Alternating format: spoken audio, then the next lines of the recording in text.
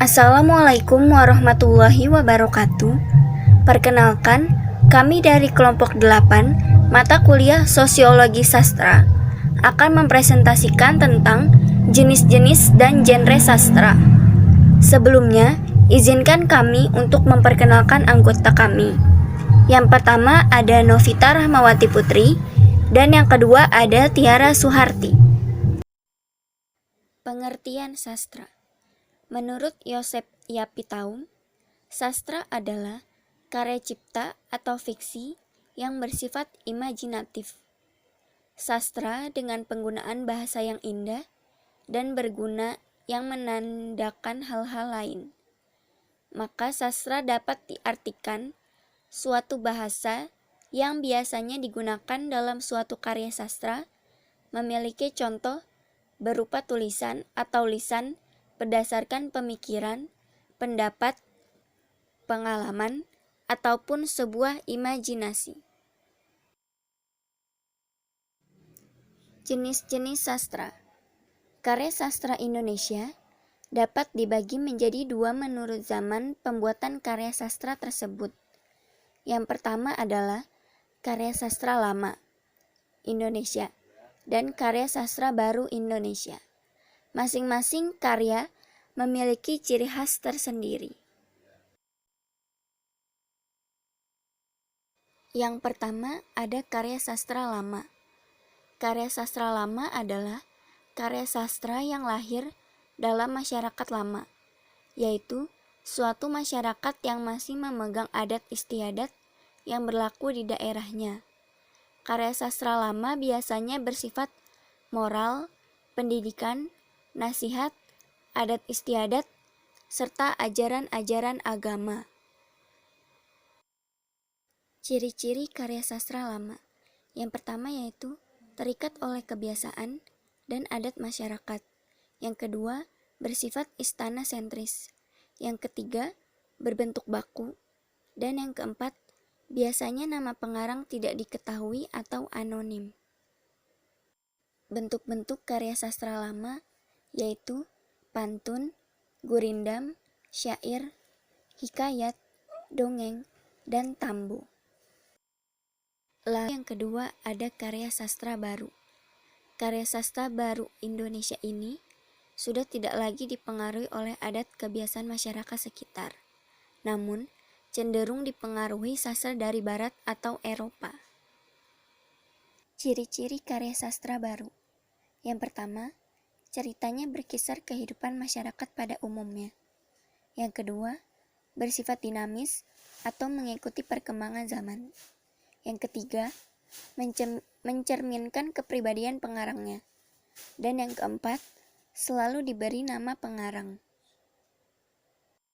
Bentuk-bentuk karya sastra baru, yaitu roman, novel, cerpen, dan puisi modern. Genre sastra. Genre merupakan istilah serapan untuk ragam yang terbagi dalam bentuk seni atau tutur tertentu menurut kriteria yang sesuai untuk bentuk tersebut. Genre terbentuk melalui konversi dan banyak karya melintasi beberapa genre dengan meminjam dan menggabungkan konvensi-konvensi tersebut. Lingkup kata genre biasanya dibatasi dengan istilah dalam bidang seni dan budaya. Genre dalam tulisan dibedakan dalam kategori non-fiksi dan fiksi. Saya akan melanjutkan presentasi sebelumnya, yaitu non-fiksi. Non-fiksi adalah sebuah genre di mana berisi tulisan-tulisan yang tidak terlalu membutuhkan imajinasi. Biasanya membuat narasi kepenulisan ilmiah, artikel, tips, dan trik, catatan peristiwa sejarah, biografi, dan juga autobiografi. Fiksi. Fiksi adalah sebuah genre memiliki cerita yang membutuhkan imajinasi dan pengolahannya. Mengenai jenis-jenis genre fiksi, yang pertama ada historical fiction. Adalah sebuah genre cerita yang memiliki setting di dunia sesungguhnya, namun di masa yang berbeda, biasanya di masa lampau. Yang kedua ada horor atau thriller. adalah jenis genre ya yang cerita dan plotnya dibangun sedemikian rupa sehingga mampu memberikan rasa ngeri pada pembaca atau penontonnya. Yang ketiga ada fantasi, adalah jenis genre yang memiliki unsur magis dan supernatural berkecimpung dalam dunia yang kelihatannya serba surrealis namun sebenarnya sangat logis. Yang keempat ada romance, genre yang sebenarnya mengangkat kehidupan sehari-hari. Di dalam romance ada unsur keseharian yang belakangan ini disebut cells of life.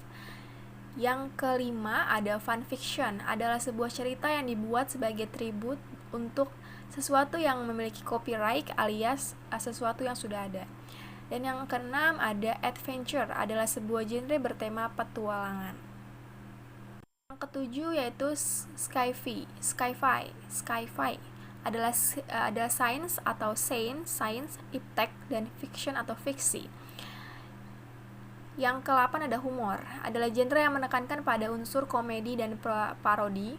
Humor lebih menekankan pada unsur jenaka dan bertujuan utama untuk membuat pembaca menjadi tertawa dan terhibur. Dan yang ke-9 ada misteri, cerita yang bertugas untuk membuat pembaca merasa penasaran sepanjang cerita karena banyak hal yang ditutupi dan terbongkar satu persatu. Selanjutnya mengenai nilai moral dan ajaran-ajaran dalam sastra. Ilmu sastra genre Hayuningrat disebut juga dengan sastra Ceto, suatu hal yang mengandung kebenaran, keluruhan, dan keagungan akan kesempurnaan penilaian terhadap hal-hal yang belum nyata bagi manusia biasa, dan ilmu sastra genre ini disebut sebagai ilmu atau pengetahuan tentang rahasia seluruh alam semesta beserta perkembangannya. Tugas dari ilmu sastra genre Hayuningrat Pangruating Diu ini ialah sebagai jalan atau cara untuk bisa mencapai kesempurnaan hidup yang sejati. Dahulu, untuk mencapai tingkat hidup yang sedemikian, manusia harus menempuh berbagai persyaratan atau perilaku khusus. Dalam hal ini berarti sukma, jiwa dan rahanya juga harus bisa manunggal atau menyatu. Adapun diantara caranya adalah sebagai berikut. Pertama, ngerowot adalah hanya makan sayur tanpa garam atau gula dan cukup minum air putih. Yang kedua, mutih, hanya makan nasi tanpa lauk pauk yang berupa apapun juga, termasuk garam dan gula. Boleh minum air, itu pun harus terus dikurangi volumenya. Yang ketiga, sirik, menjauhkan diri dari segala macam urusan keduniawian. Yang keempat, ngebleng, tidak makan atau minum apa-apa sama sekali atau berpuasa, dan tidak tidur selama kurun waktu tertentu. Di sini seseorang juga melakukan semedi atau meditasi. Yang kelima, patigeni, tidak makan atau minum apa-apa sama sekali, berpuasa, ditambah dengan tidak tidur dan tidak terkena cahaya api atau bahkan matahari dalam kurun waktu tertentu. Lalu selama melakukan patigeni ini, seseorang juga terus bersemedi atau meditasi. Yang keenam, tapa brata, setelah kelima laku tirakat di atas dijalani dengan tekun, selanjutnya seseorang baru akan siap melakukan tapa brata secara terus menerus tanpa makan, minum, dan bergerak di suatu tempat khusus, biasanya di alam bebas seperti goa, puncak gunung, hutan, dan air terjun. Pada saat semedi, itulah jika ia berasal seseorang akan mendapat ilham atau wisik goib. Terima kasih, itu saja yang dapat kelompok 8 sampaikan. Semoga dapat bermanfaat bagi kami dan juga teman-teman semuanya. Kurang lebihnya mohon maaf. Wassalamualaikum warahmatullahi wabarakatuh.